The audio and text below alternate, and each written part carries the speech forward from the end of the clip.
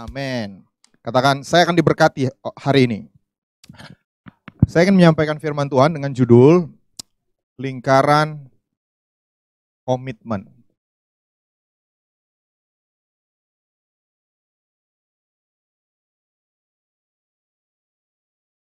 Jadi ceritanya, saya sudah siapkan satu bahan khotbah, dua bahkan bahan khotbah untuk hari ini. Tiba-tiba saya mimpi, saya lihat gambar ini di mimpi saya.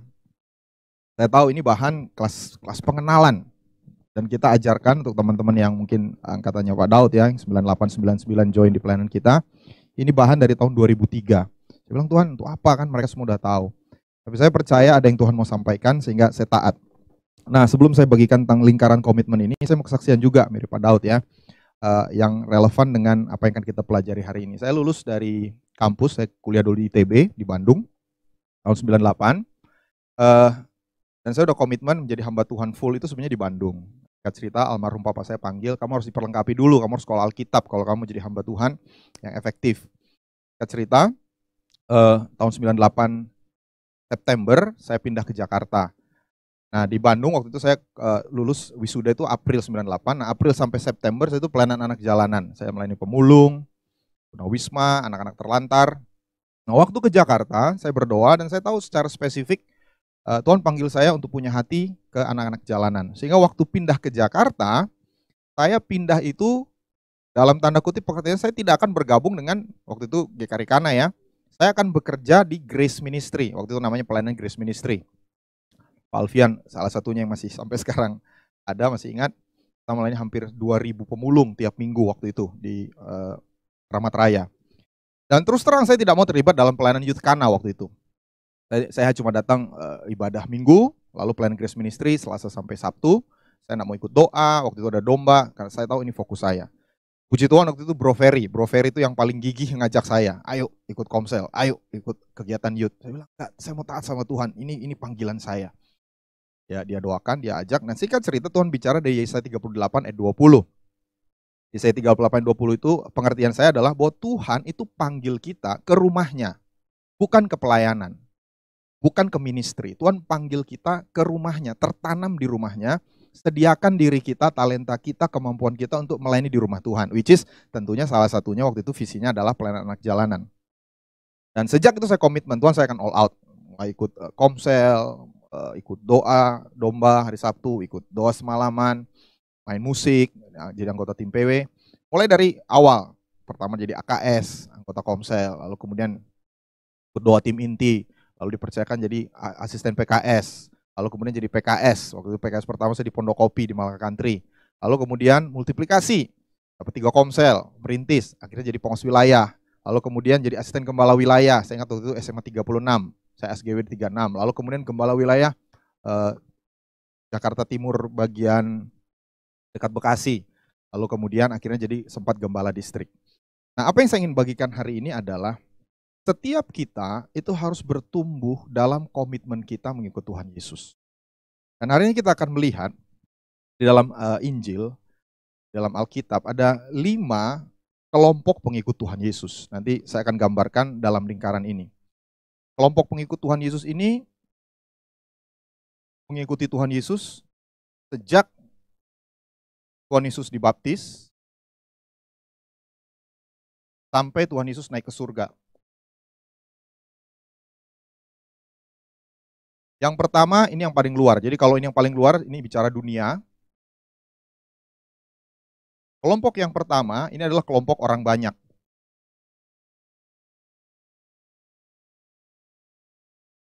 Ada ribuan. Pernah satu kali catat 5.000 laki-laki. Hanya laki-laki saja, belum perempuan dan anak-anak. Dan mereka orang-orang yang disembuhkan, dilepaskan oleh Tuhan Yesus, bahkan ada yang dibangkitkan dari kematian. Tapi tidak semua dari mereka itu percaya kepada Tuhan Yesus. Di Yohanes 6 ayat 25 sampai 27. Yohanes 6 ayat 25, ketika orang banyak menemukan Yesus di seberang laut itu, mereka berkata kepadanya, "Rabi, bila mana engkau tiba di sini?" Yesus menjawab mereka, "Aku berkata kepadamu, sesungguhnya kamu mencari aku bukan karena kamu telah melihat tanda-tanda, melainkan karena kamu telah makan roti itu dan kamu kenyang." Ayat 27, "Bekerjalah bukan untuk makanan yang akan dapat binasa, melainkan untuk makanan yang bertahan sampai kepada hidup yang kekal, yang akan diberikan anak manusia kepadamu. Sebab dialah yang disahkan oleh Bapa Allah dengan meterainya. Jadi kita semua ini awalnya seperti kumpulan orang banyak yang mengikut Tuhan Yesus. Kita diberkati, kita dipulihkan, disembuhkan, diselamatkan. Tapi kita tidak mau menjadikan Tuhan Yesus sebagai penguasa hidup kita. Sekalipun kita orang Kristen, kita hidup semau gue, kita nggak peduli hal-hal rohani, kita sibuk mungkin dengan hobi kita, dengan pekerjaan kita tetap datang di gereja. Orang-orang banyak ini tetap datang mendengar khotbah Tuhan Yesus. Tapi Alkitab berkata mereka tidak punya hidup kekal. Ayat 27, Tuhan Yesus berkata, bekerjalah untuk makanan yang bertahan sampai kepada hidup yang kekal. Jadi tidak ada hal kekekalan dalam hidupnya. Dan ini banyak, makanya ini lingkaran paling luar, paling besar. Di dunia, orang-orang yang senang dengar khotbah, itu banyak jumlahnya. Mereka ada di mana-mana. Bahkan mungkin mereka tidak menyatakan diri secara terang-terangan sebagai orang Kristen. Tapi ini bukan yang Tuhan mau dalam hidup kita. Kenapa? Karena akan ada masalah, akan ada pergumulan yang bisa membuat kita keluar lagi dari lingkaran ini ke dunia. Dan itu yang terjadi Yohanes 6 ayat 66. Mulai dari waktu itu banyak murid-muridnya mengundurkan diri dan tidak lagi mengikuti dia. Awalnya mereka ikut kemana Tuhan Yesus pergi. Tapi suatu kali Tuhan Yesus pernah bicara cukup keras dan orang-orang itu mengundurkan diri. Mereka kembali lagi ke dunia. Dan ini kalau zaman sekarang ini orang-orang yang belum percaya.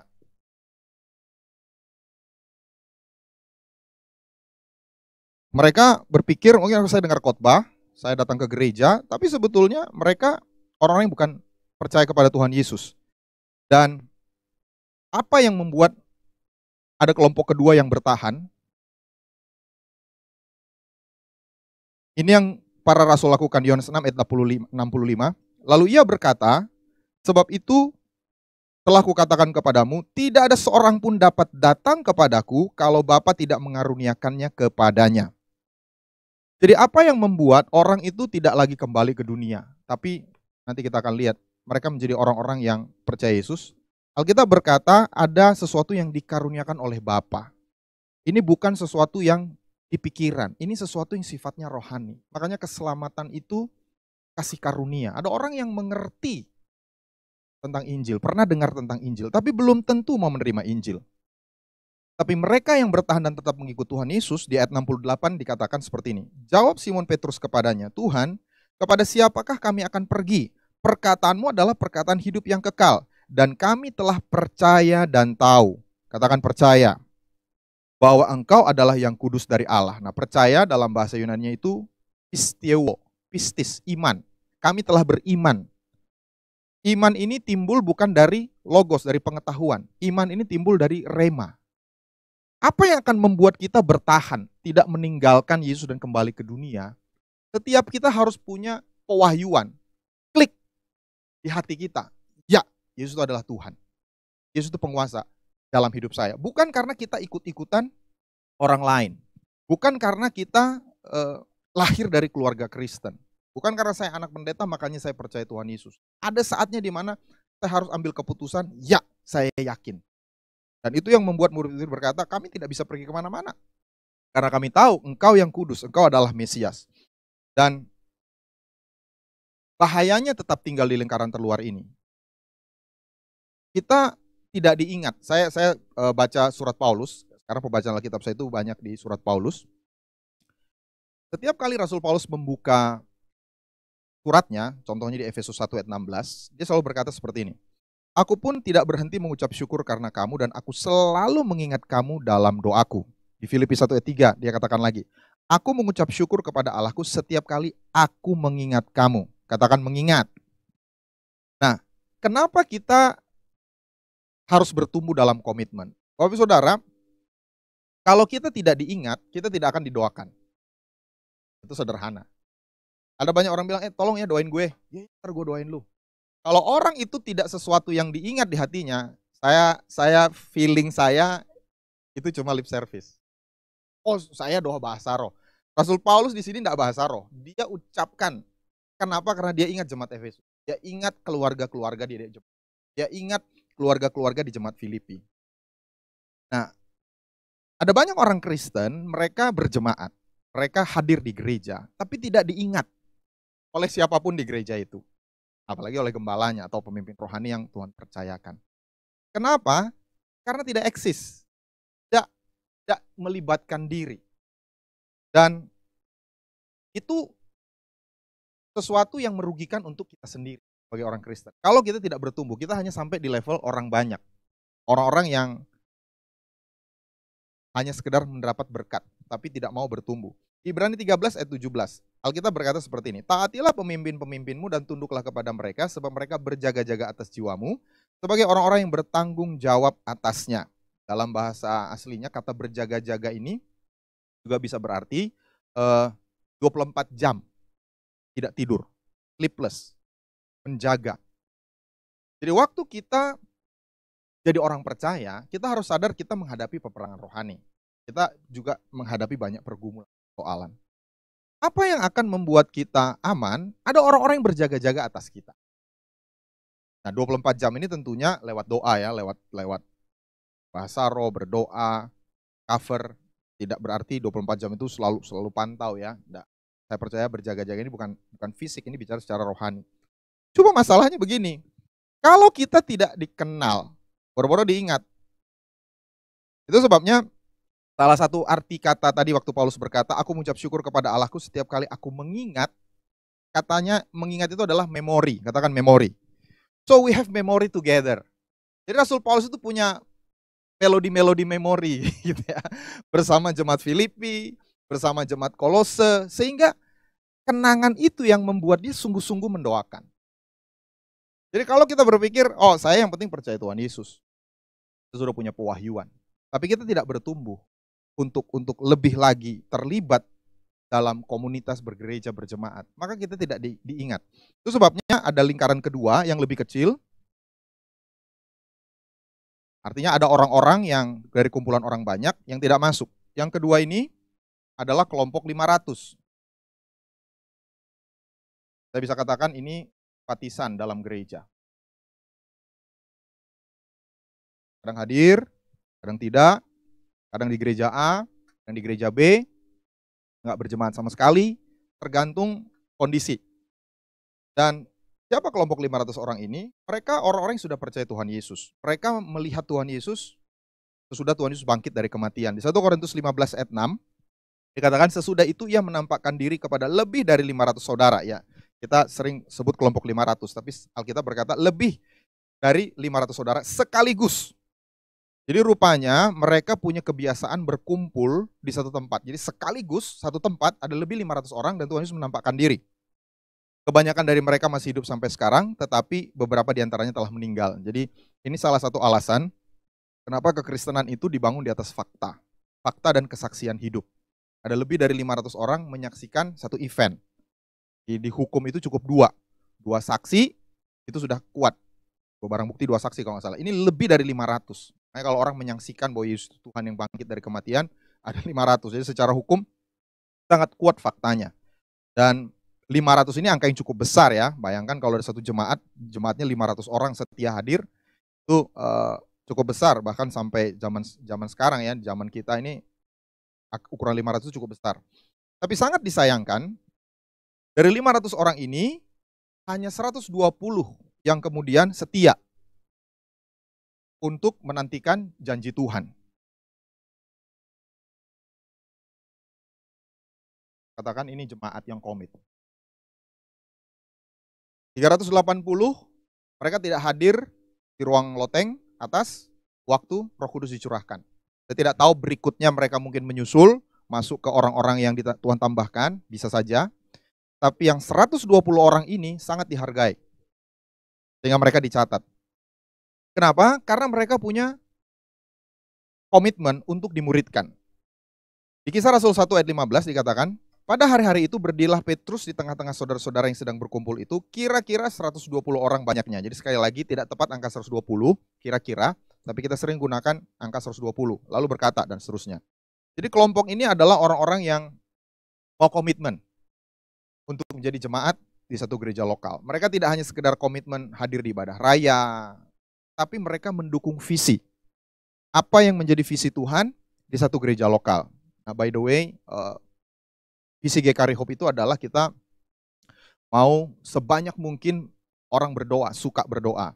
Dan hari Rabu ini juga sekaligus pengumuman, hari Rabu ini kita akan kerjasama dengan gereja-gereja lain untuk mulai mengadakan Worship Unity Night. Jadi penyembahan bersama-sama beberapa gereja, kita akan tetap dari sini live streaming. Itu sebabnya Bapak Saudara yang jemaat Hope, mari dukung visi ini. Lebih banyak yang men-share, lebih banyak yang mengikuti, maka visi gereja kita akan lebih berkembang, akan lebih cepat diwujudkan. Amin.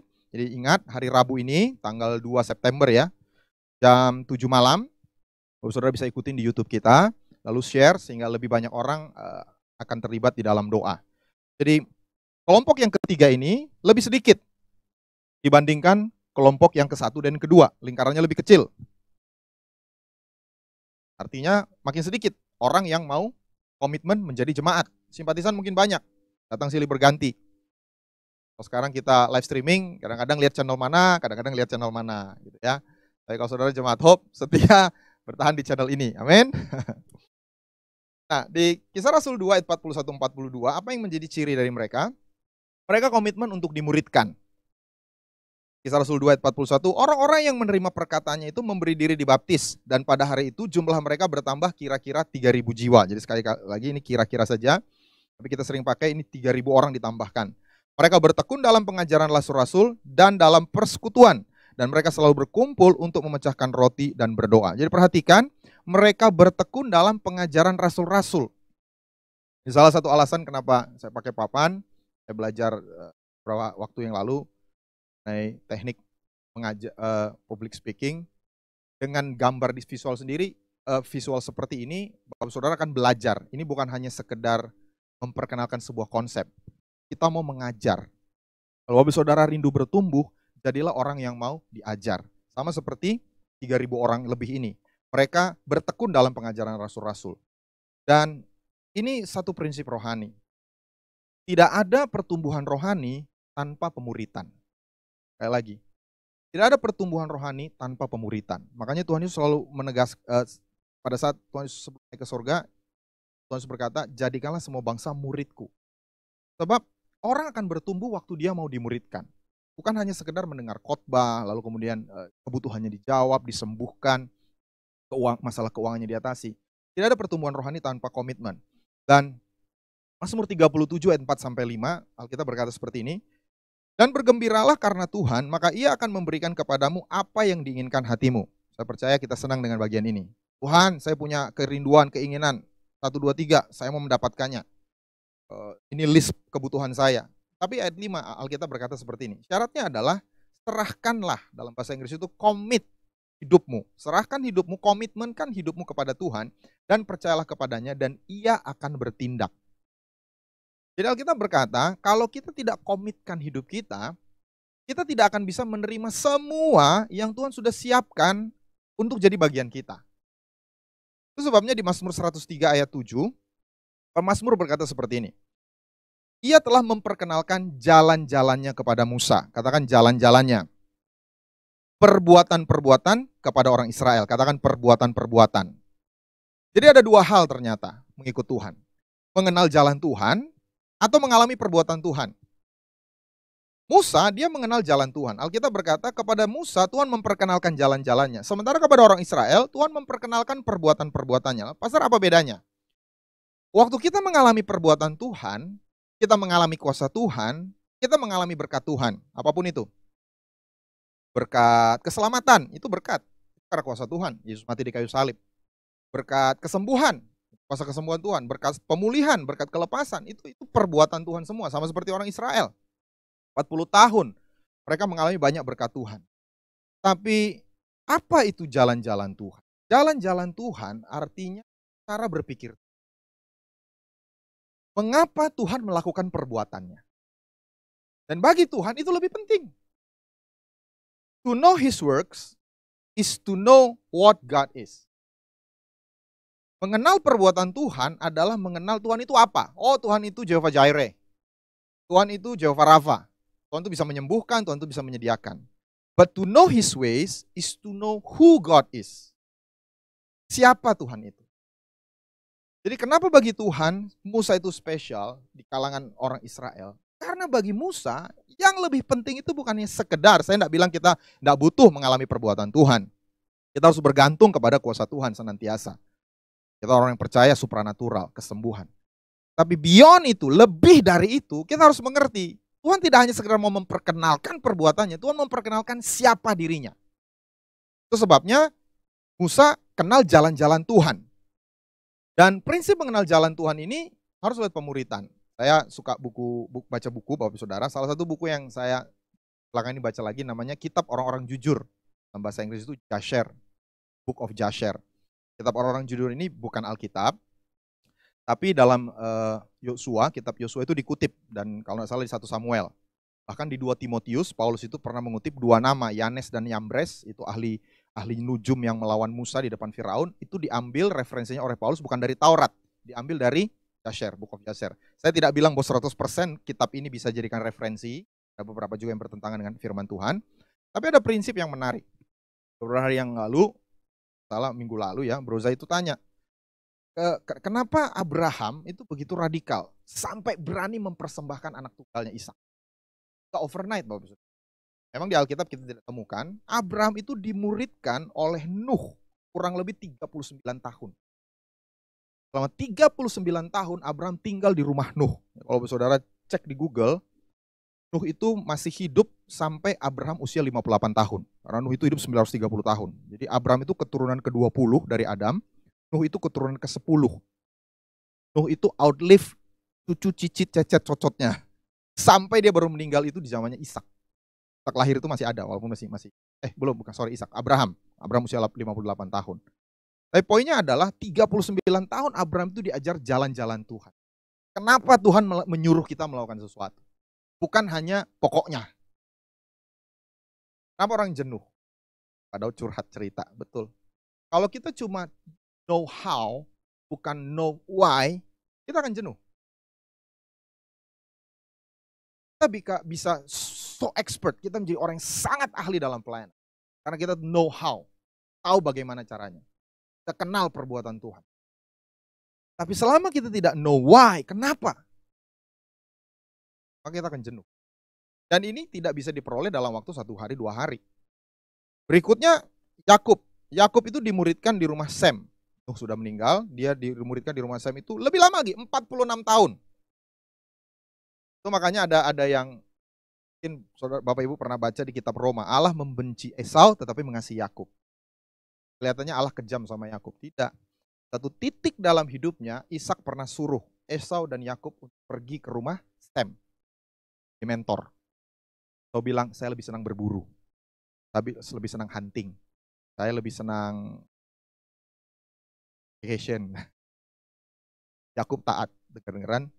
Jadi dia periode pertama, kalau tidak salah, sekitar 34 tahun. Dia ada di rumah Sem, lalu kemudian kembali, kasus dengan Esau, dia lari lagi 12 tahun. Di 2 kali. Itu yang membuat Yakub itu mengerti jalan-jalan Tuhan. Berbeda dengan Esau saudaranya. Itu sebabnya saya sekali lagi motivasi, Bapak Saudara. Kekristenan itu tidak akan bisa bertumbuh kalau kita tidak dimuridkan. Kalau kita tidak menyerahkan diri kita untuk mau diajar. Dan itu butuh komitmen.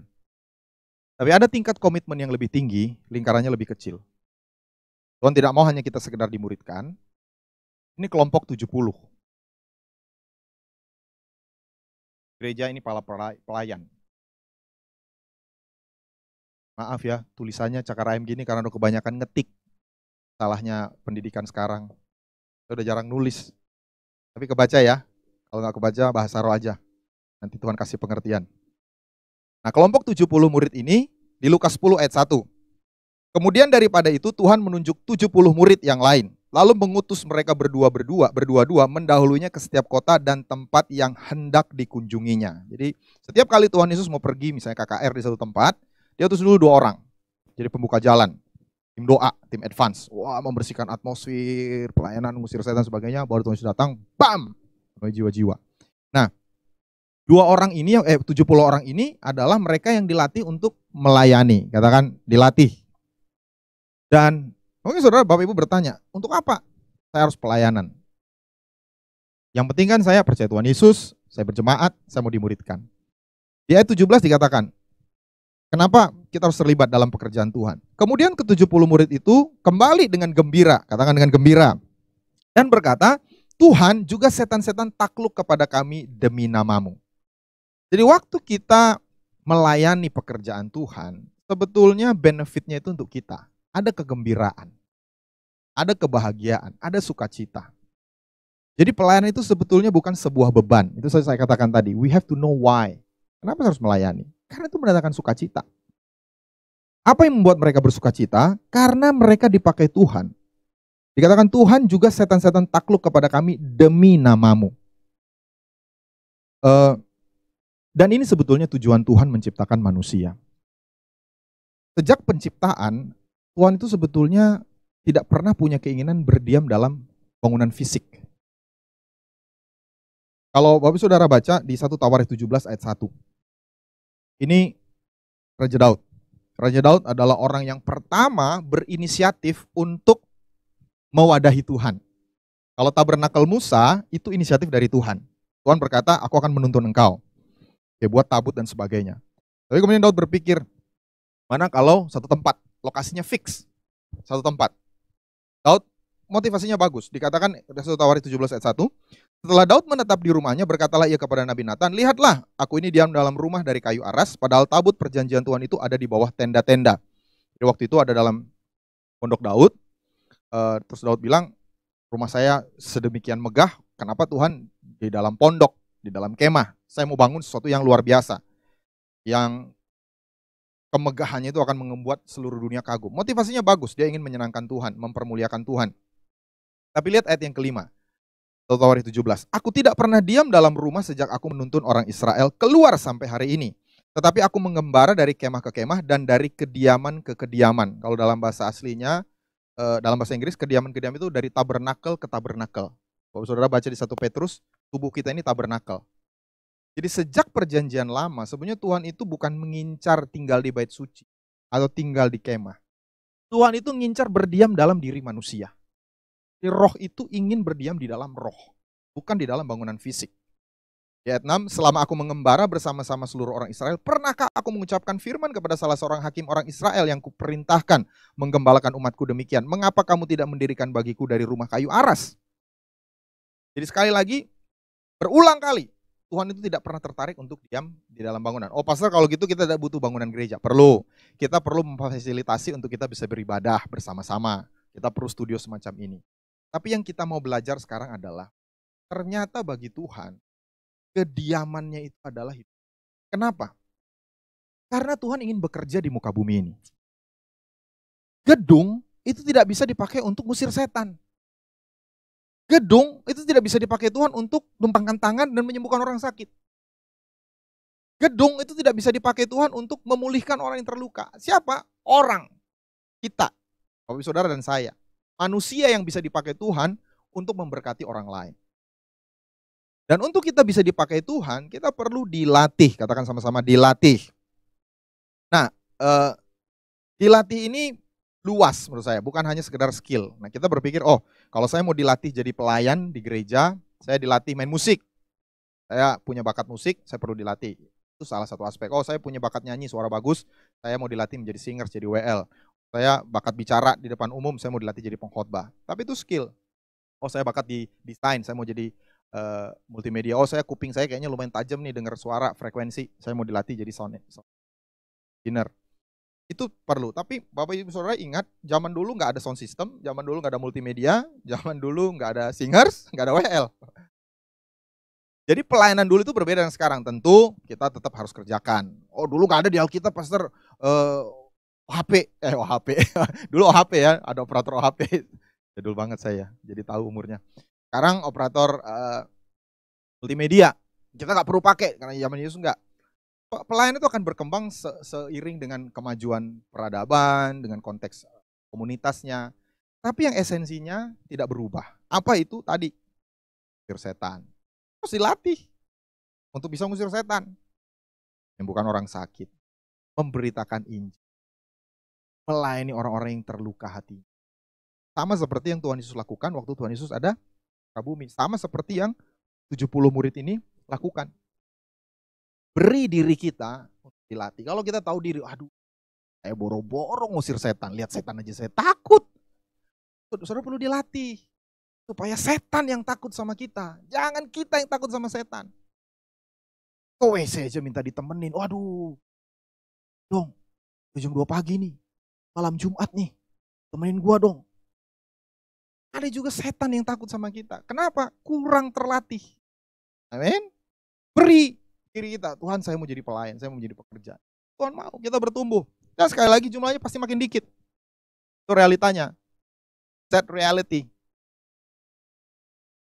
Makanya tadi Pak Daud sudah promosikan. Ayo, yang komselnya dijadwalkan untuk ke Gunung Sindur, ikut sama-sama rame-rame. Di situ on the job training.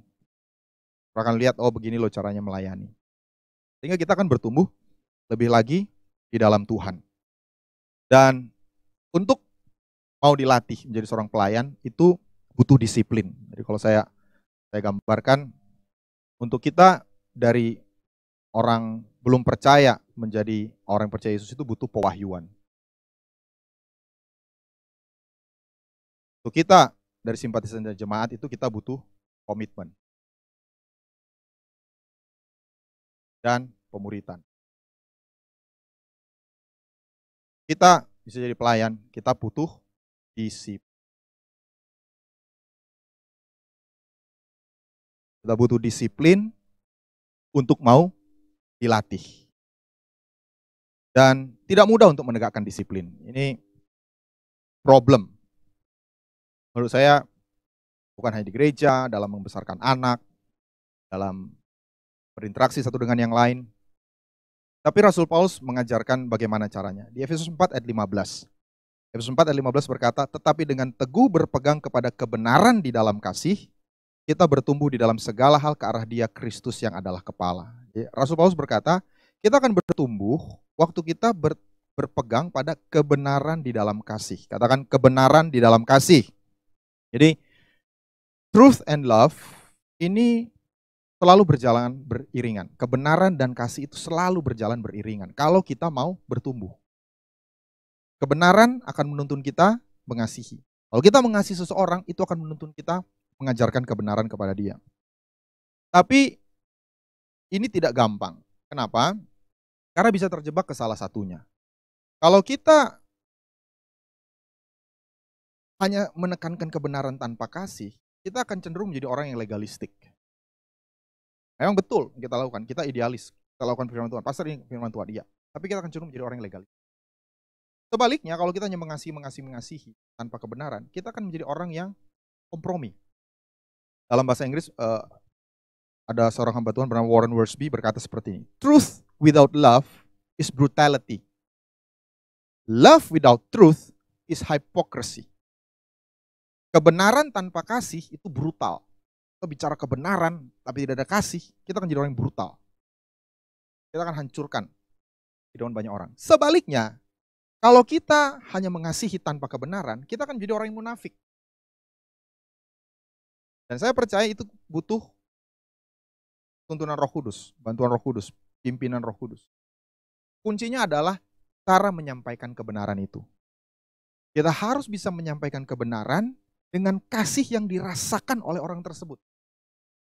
Kalau orang itu bisa merasakan kasih yang dari kita, dia akan terima kebenaran itu sekalipun menyakitkan. Karena dia tahu, ini untuk kebaikan saya.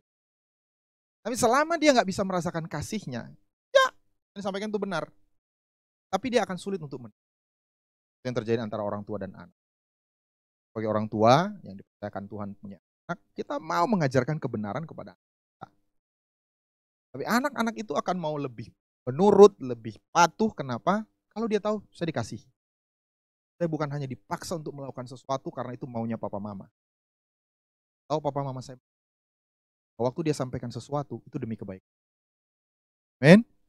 Jadi, kita harus bertumbuh di dalam dua hal ini. Saya percaya Tuhan akan kirimkan lebih banyak orang untuk kita gembalakan. Kita terus perlu pegang ini. Sekali lagi, truth and love. Kebenaran dan kasih. Kita tidak korbankan salah satu.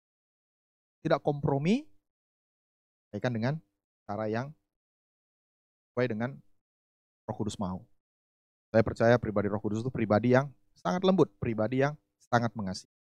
Jadi yang keempat, butuh disiplin. Dan yang kelima, ini yang Tuhan mau pada akhirnya Tuhan mau kita jadi seperti para rasul. Ini bicara pemimpin. Saya gunakan kata pemimpin itu memimpin orang lain, membimbing orang lain, kelompok yang terkecil. Tidak banyak. Kita bukan hanya sekedar melayani seseorang, mendoakan, pasan dan sebagainya. Kita bina orang itu. Kita jadi orang yang merawat secara.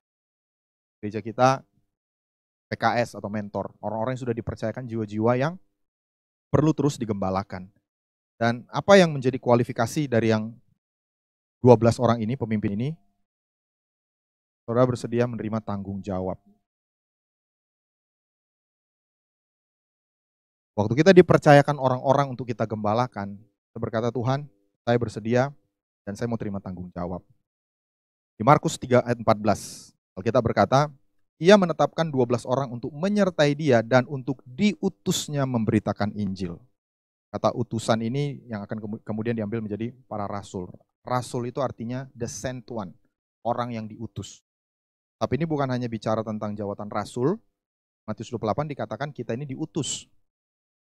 Pergi seluruh dunia untuk menjadikan segala bangsa murid. Artinya apa? Tujuan akhirnya semua orang percaya, baptisan, jadi jemaat, jadi pelayan, tujuan akhirnya adalah Tuhan mau utus kita. Mungkin Tuhan gak utus kita ke Gunung Sindur, seperti Pak Daud, nih. Tuhan gak utus kita ke luar negeri, tapi Tuhan utus kita untuk orang-orang di sekitar kita. Untuk kita rawat, untuk kita gembalakan secara rohani. Dan caranya, ya tadi dikatakan, ia menetapkan 12 orang untuk menyertai dia. Jadi orang-orang ini yang memberikan diri untuk selalu memperhatikan apa yang Yesus lakukan. Menyertai Tuhan Yesus kemanapun mereka. Mempelajari apa yang Tuhan Yesus lakukan. Apa yang Yesus lakukan ketika Tuhan Yesus menggembalakan 12. Yohanes 1 ayat 39, ia berkata kepada mereka, marilah dan kamu akan melihatnya. Mereka pun datang dan melihat di mana ia tinggal. Dan hari itu mereka tinggal bersama-sama dengan dia. Waktu itu kira-kira pukul 4. Memang konteks waktu itu, karena para rasul itu pria, gak ada wanitanya, bisa tinggal bersama Yesus. Mereka lihat Yesus dalam kehidupan sehari. Dan itu yang kita mau bangun di Hope. Keluarga-keluarga. Saudara bisa pelajari, oh ini loh. Dengan cara memperhatikan keluarga para pemimpin. Pastor, tidak sempurna. Tapi itu komunitas yang Tuhan mau bangun. Kita mau jadi model pelayanan Tuhan. Kita bukan hanya mau menjadi gereja yang hanya sekedar kumpulkan orang banyak. Rame, tapi belum tentu terima Tuhan Yesus, belum tentu lahir baru, hidupnya nggak tahu gimana dulu. Kita juga nggak mau hanya sekedar punya simpatisan. Oh, yang penting banyak yang viewer kita, pastor. Rame. Bahkan kita tidak mau hanya sekedar jemaat. Kita mau pada akhirnya melayani. Oh, satu hal yang saya tambahkan di pelayanan. Setiap kita punya karunia rohani. Bukan skill, juga bukan pelayanan yang sifatnya umum, setan dan sebagainya, tapi ada karunia rohani yang spesifik, bernubuat misalnya. Kita perlu dilatih supaya karunia roh kita itu dikobarkan, kita menjadi berkat bagi lebih banyak orang. Sebabnya hari ini saya mau tantang Bapak Saudara. Di tengah kondisi PSBB new normal sekarang, kita sudah sulit bertemu secara offline. Ada tingkat kesulitan untuk, dalam tanda kutip, menggembalakan. Karena kita nggak ketemu. Muka dengan muka. Tapi saya berdoa supaya lihat firman Tuhan ini kita mengerti. Oh, saya perlu. Sehingga kita yang proaktif. Kita yang mengambil inisiatif. Saya mau komitmen. Saya mau dukung visi gereja. Saya bahkan mau saya mau bertumbuh menjadi pengertian. Saya bukan hanya sekedar jemaat biasa. Akhirnya Tuhan tolong saya untuk saya bisa menggembalakan orang. Pertanyaan saya, mana Bapak Ibu Saudara sekarang? Dan perhatikan, makin ke sini, makin keluar, itu makin rentan untuk kembali ke dunia. Saya nggak bilang, oh dari sini bisa nggak tiba-tiba loncat ke dunia? Bisa. Terjadi. Salah satu, 12 murid. Tapi semakin saudara ke dalam akan semakin terjaga. Makanya jangan lama-lama hanya sekedar jadi orang Kristen. Mari bertumbuh. Dan waktu kita bertumbuh, tadi Mazmur 37 berkata, apa yang kita inginkan, apa yang kita butuhkan, apa yang kita rindukan. Kadang-kadang kita tidak tahu apa yang kita ingin. Tuhan lebih tahu. Ada banyak hal yang di luar pengetahuan keinginan kita, sebenarnya Tuhan siapkan. Kuncinya satu, commit. Commit your life. Waktu kita commit, Tuhan akan memberikan. Bahkan lebih dari apa yang kita inginkan. Yang Tuhan tahu. Yang kadang-kadang kita sungguh berdoa, mari jemaat Hope. Mungkin ada Bapak Ibu Saudara yang bukan berjemaat di Hope. Biar firman Tuhan ini jadi pengertian baru dalam hidup kita. Bahwa Tuhan bukan sekedar ingin memperkenalkan perbuatannya kepada kita. Tuhan ingin kita mengenal jalan. Waktu saya renungkan, siapa sih jalan-jalannya Tuhan? Yohanes 14 ayat 6 berkata, akulah jalan. Yesus berkata, aku. Jadi siapa jalan-jalannya Tuhan? Yesuslah. Waktu kita bisa mengenal Yesus, kita bisa mengenal jalan. Cara berpikir, hatinya, kerinduannya. Bukan hanya sekedar mujizat. Ya, kita perlu mujizat. Tapi suatu saat mujizat itu akan berakhir. Bahasa roh akan lanjut. Apa yang tidak berakhir? Pribadi Tuhan. Kita kenal Tuhan. Bahkan selama-lamanya kita akan mengenal pribadi Tuhan. Itu sebabnya kenapa kekekalan dimulai bukan nanti sudah kita ketemu. Kekekalan dimulai sejak sekarang. Sejak kita terima Yesus, eternity already started. Dan apa yang kita kerjakan di kekekalan? Mengenal Tuhan. Mengenal Tuhan Yesus. Baca Alkitab, baca Injil, Matius, Markus, Lukas, Yohanes. Lihat siapa Yesus itu. Buat apa yang Yesus lakukan. Tiru sifat-sifat. Saya percaya itu yang jadi kerinduan juga orang Kristen segala abad ya. Mulai dari zaman Rasul Paulus sampai saat ini. Saya lihat juga hamba-hamba Tuhan yang dipakai Tuhan, diurapi Tuhan. Bagi mereka bukan kuasa itu yang terutama. Kuasa itu haknya Tuhan. Yang terutama adalah mengenal. Kalau Tuhan pakai kita untuk lakukan banyak mujizat tanda heran, puji Tuhan. Soli Deo Gloria, segala kemuliaan bagi Tuhan. Tapi bukan itu yang dikejar. Musa kejar jalan. The thoughts of God. Saya berdoa itu juga yang memotivasi kita. Ada saat-saat mungkin saudara jenuh. Apa ya, Pastor? Ada banyak masalah.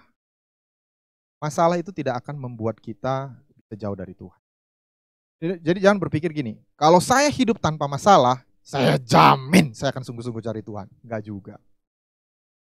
Ada banyak orang yang punya banyak masalah lebih sungguh-sungguh daripada orang yang kelihatannya free from problem. Jadi sama sekali bukan ditentukan oleh situasi. Tapi pewahyuan. Kita kenal hatinya Tuhan, jalan-jalannya Tuhan, pikirannya Tuhan.